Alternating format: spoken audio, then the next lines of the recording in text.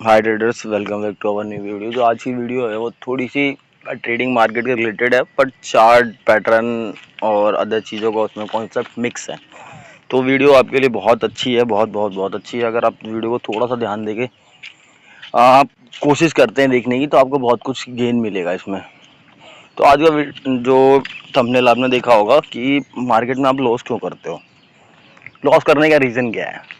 हम पैसा अपनी मेहनत का लगाते हैं इसके अंदर, उसके बाद भी हमें लॉस हो जाता है। हमारे को चार्ट की नॉलेज है, पैटर्न की नॉलेज है, ये पता मार्केट कहाँ से क्या कर रहा है, उसके बाद भी हम लॉस क्यों कर रहे हैं, उसका मेजरली रीज़न क्या है। या मार्केट में लॉस करने के लिए बने हैं। अभी आपने देखा होगा सेबी की रिपोर्ट आई है। सेबी की रिपोर्ट के अगेंस्ट में उन्होंने बोला है कि 93% ट्रेडर जो है लॉस में है, ओनली 7% ट्रेडर प्रॉफिट में है।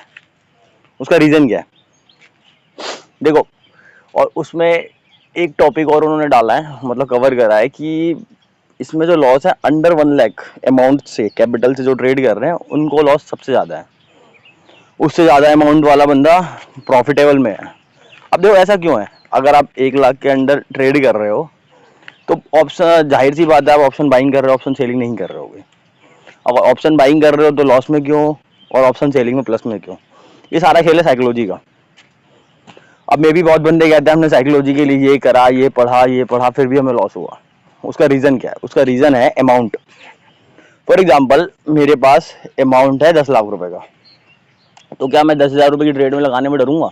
नहीं।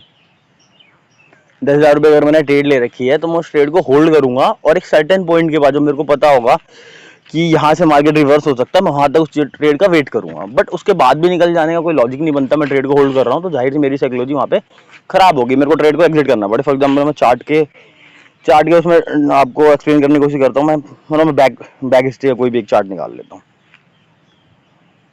चलो, जैसे कि ये पॉइंट ले लेते हैं। देखो, अब देखो, सपोर्ट रेजिस्टेंस लगाना ये ठीक है, आदमी थोड़ा सा अगर मार्केट में टाइम दे रहा है तो वो सीख जाता है। सीखने के बाद क्या उस सपोर्ट रेजिस्टेंस के बेस पर ट्रेड कर पा रहा है? नहीं कर पा रहा। तो क्यों नहीं कर पा रहा? अगर कर पा रहा तो उसके बाद भी लॉस क्यों कर रहा है? ये एक मेजर पॉइंट बनता है। अब देखो, अगर मैं नॉर्मल सी टेंडेंसी की बात करता हूँ, यहाँ पे देखो, अगर मार्केट आपको दिखता है, वहाँ पे आपको एक रेजिस्टेंस दिखा इस जोन के अंदर। अब ये कितनी तारीख का, 10 तारीख का चार्ट है, रेजिस्टेंस दिखा, लेकिन यहाँ पे उसी के रेस्पेक्टिवली इस जोन में उसको सपोर्ट भी दिखा। अगर यहाँ पे मैं पुट में एंट्री बनाता इस रेजिस्टेंस को बेस में देख के, तो मेरे लिए फर्स्ट टारगेट क्या होता? ये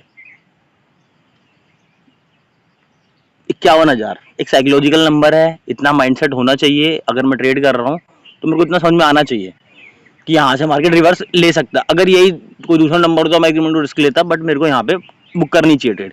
अब देखो, यहाँ से रिवर्स लेगा तो मार्केट कहाँ जाएगा? अपसाइड जाएगा। ठीक है, अपसाइड जाएगा तो मेरे पास रिस्क क्या है? कुछ भी नहीं है, बिल्कुल -10 से 15 पॉइंट का रिस्क है। तो मैं यहाँ पे कॉल में ट्रेड उठा सकता था।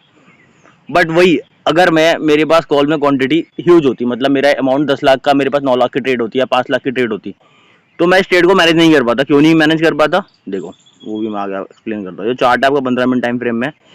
अब देखो, कैंडल के अंदर इतनी वोलेटिलिटी, मतलब इतना बाइंग प्रेशर नहीं है। कैंडल बहुत छोटी छोटी बन रही है, तो जिस भी वैल्यू आप खरीद रहे होगे, थोड़ी देर के बाद वो डिके कर रही होगी, वैल्यू डिके कर रही होगी, और उसका प्रीमियम टूटता जा रहा होगा। तो उस केस में हमें क्या दिक्कत हो रही होगी?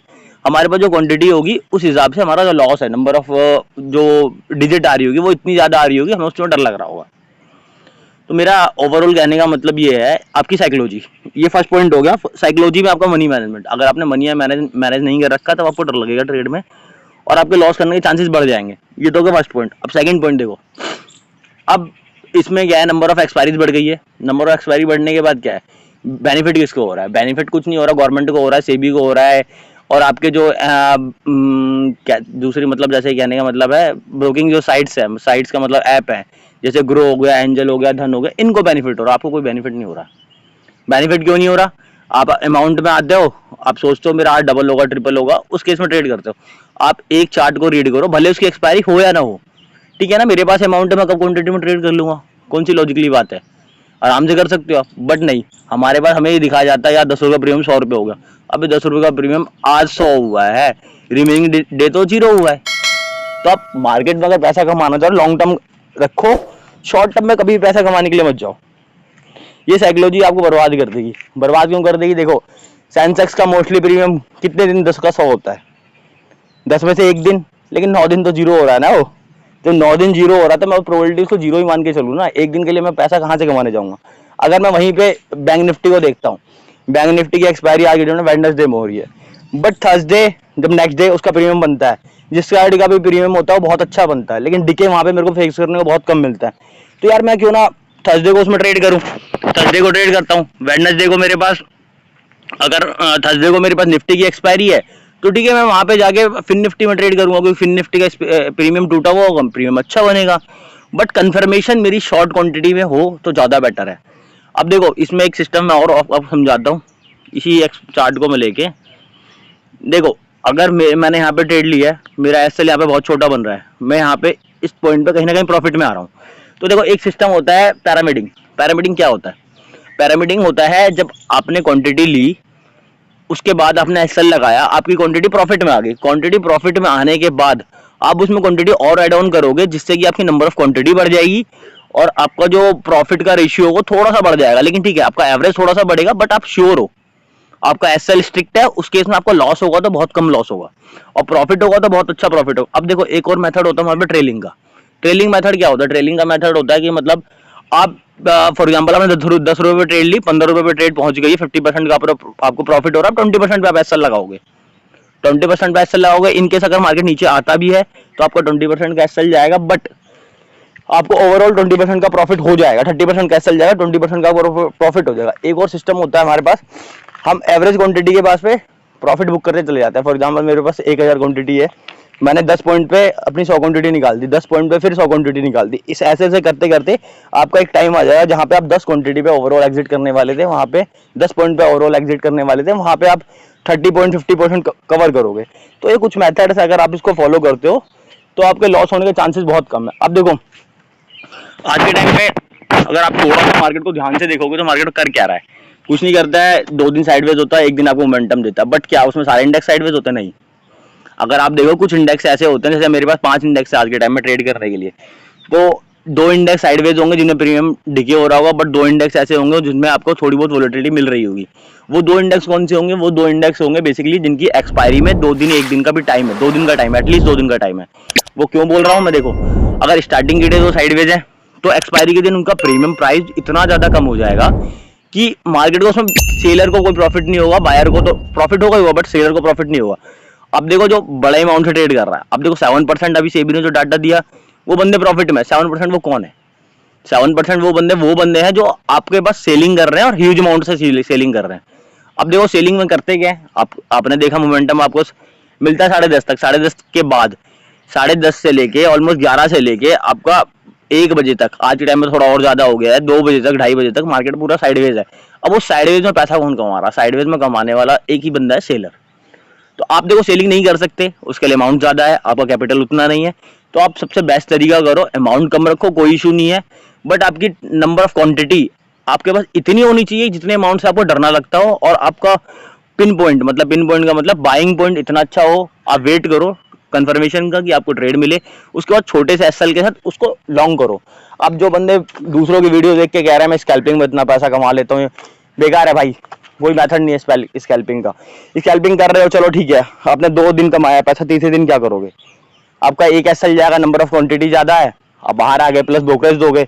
अब इतने स्मार्ट तो आप हो नहीं, अगर होते तो लॉस तो नहीं करते, 93% में आपका नंबर नहीं आता। तो उस टाइम में आप सबसे बेस्ट तरीका पोजीशन ट्रेड करो। अब देखो आज के टाइम आपके पास कमोडिटी है, कमोडिटी इतना अच्छा चल रहा, मूव कर रहा है, तो आप कमोडिटी ट्रेड करो। आपको लग रहा है इंडेक्स में इतना अच्छा पैसा नहीं मिल रहा है, बैंक निफ्टी में पैसा नहीं मिल रहा, कमोडिटी ट्रेड करो। कमोडिटी भी नहीं कर सकते आप, स्टॉक करो, स्टॉक की मूवमेंट तो अच्छी है, स्विंग ट्रेड करो, बहुत सारे मेथड्स हैं। अब उसके अगेंस्ट अगर ट्रेड करोगे तो लॉस तो होगा ना भाई। मेरे पास एक भाई का कल का फंड आया था, उन्होंने बोला था मेरे को कि मेरे को लॉस बहुत हो रहा है, तो मैंने उनको बोला था कि मैं ठीक है, मैं कोशिश करूंगा एक वीडियो बनाने की। अगर आपको देखो यहाँ पे साइकोलॉजी थोड़ी सी समझ में आती है, मार्केट में पैसा कमाना ईजी है, बट अगर आप उन स्टेपों को फॉलो करते हो, डिसिप्लिन को फॉलो करते हो, तो पैसा कमाना ईजी है। अदरवाइज यहाँ पे पैसा वेस्ट ही है। आपको अगर नहीं करना तो उससे बेटर आप डिलीवरी करो, ट्रेडिंग छोड़ दो। ट्रेडिंग में उस हिसाब से इतना अच्छा फ्यूचर नहीं है, बट हाँ आपकी अगर साइकोलॉजी अच्छी है, डिसिप्लिन अच्छा है, तो आपका बहुत अच्छा फ्यूचर है, आप बहुत अच्छा पैसा कमा पाओगे। नहीं तो कोई मतलब नहीं बनता इसमें पैसा कमाने का, आपको लॉस ही करोगे और बर्बाद हो जाओगे। बाकी देखो यार, मैंने अपनी तरफ से कोशिश करी है, मैं ठीक है, अगर मेरे को इस वीडियो से अच्छा रिस्पांस मिलता है तो मैं इसको डेप्थ में और बनाने की कोशिश करूंगा, कुछ आपको स्ट्राइक प्राइस दिखाऊंगा जिनके अंदर मूवमेंट बहुत अच्छी आ रही है, किस वजह से आ रही है वो भी डिफाइन करूंगा उसके साथ साथ। पर ठीक है, देखता हूँ। अगर कंपैरिजन वीडियो मुझे बनाने को मिली तो बैंक निफ्टी वर्सेस मैं कमोडिटी की आपको बना के दिखाना चाहूंगा, और रिवॉर्ड दिखाना चाहूंगा उसमें कितने से कितना मिलता है और रिस्क कितना है, कितने अमाउंट पे आपको रिस्क लग रहा है, कितने अमाउंट पे आप कवर कर रहे हो, उसी अमाउंट में क्या आप वहां पे ट्रेड कर पा रहे हो, उतना पैसा वहां कमा पा रहे हो कि नहीं कमा पा रहे। बाकी thank you, please like and subscribe my channel अगर आपको कुछ सीखने को मिलता है।